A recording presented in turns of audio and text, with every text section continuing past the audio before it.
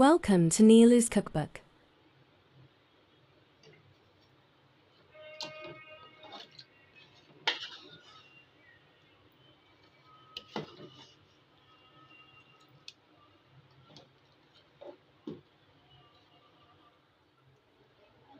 এখন ছোট করে এখানে নিয়েছি। এখানে 2 কেজি গরুর গোস্ত। আজকে অন্যরকম রান্না করব, আপনারা সবাই ফলো করবেন। আলহামদুলিল্লাহ। এখানে এলাচি, গোলমরিচ, লং, দারচিনি আছে। এলাচি আর গোলমরিচগুলি ছেঁচে নিব, একটু ছেঁচা দিয়ে নিলে গন্ধটা ভালো হবে। এখন তেল দিয়ে দিচ্ছি।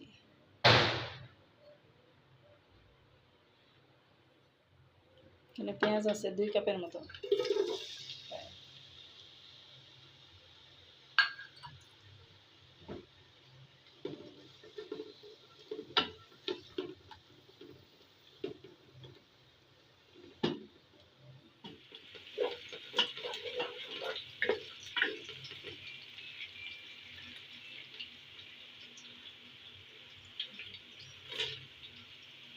বললাম না, আর তেজপাতাগুলো দিয়ে দিলাম সাথে। ওখানে তো এলাচিগুলো দিছি, লবঙ্গ, তারপরে শুকনা মরিচ 3-4টা দিয়ে দিলাম, দারচিনি। পেঁয়াজটা ভালো করে লালচে হয়ে আসুক। হলুদ দিলাম 1 টেবিল চামচ। না, মরিচের গুঁড়াটা একটু বেশি দিলেই ভালো, গরম মশলার মধ্যে একটু জাল হইলে ভালো লাগে। তারপরে ধনিয়ার গুঁড়াটাও 2 চামচ দিয়ে দিলাম, 2 টেবিল স্পুন। জিরা দিলাম 1 টেবিল স্পুন।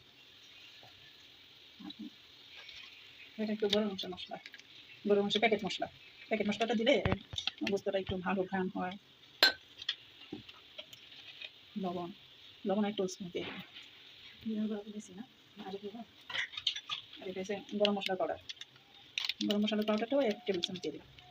সবাই বেশি বেশি একটু পানি দিয়ে এটা গুলাই নেব। এই তরকারির স্পেশালিটি এইটা, মশলাটা ভালো করে একটু গুলা। এমনি তো আগের দিনের মানুষ বাটাবাটি করে মশলা খেতো না, ওই তরকারিটা অনেক ভালো লাগতো। এখন আমরা এইভাবেই রান্না করি, একটু পানি লাগবে।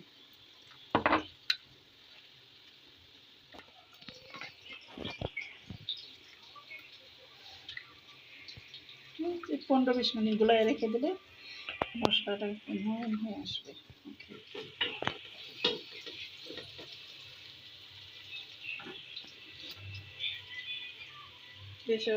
এখন সেই গুলায় রাখা মশলাটা দিয়ে দিচ্ছি।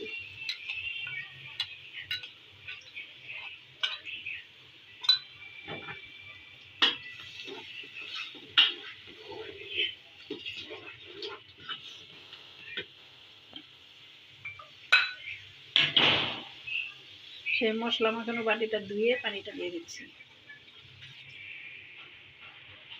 এখন এটা কষানো আসতে থাকবে।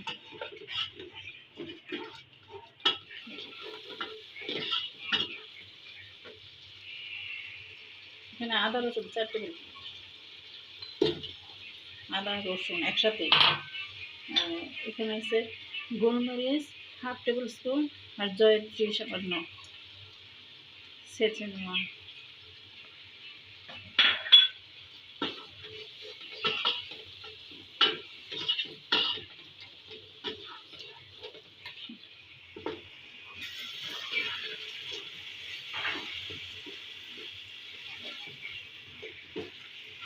মাংসটা ভালো করে কষিয়ে আসছে, এখন গুঁড়োগুলি ঢেলে দেবো।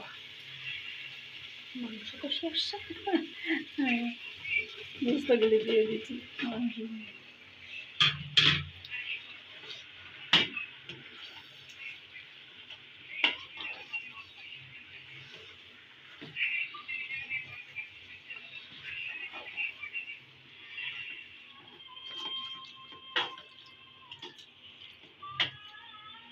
এখন ডেকে দেব, হইতে থাকবে।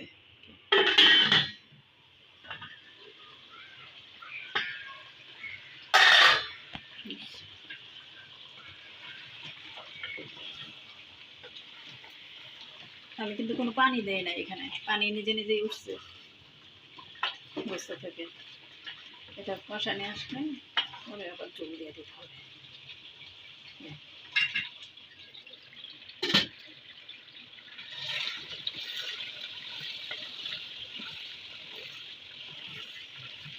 বুঝতে ভালো করে কষানো হয়ে গেছে, এখন একটু গরম পানি দিয়ে দিচ্ছি পরিমাণ মতো।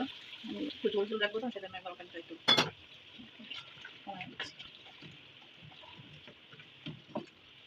এখন আধা ঘন্টার জন্য আবার ডেকে দিব।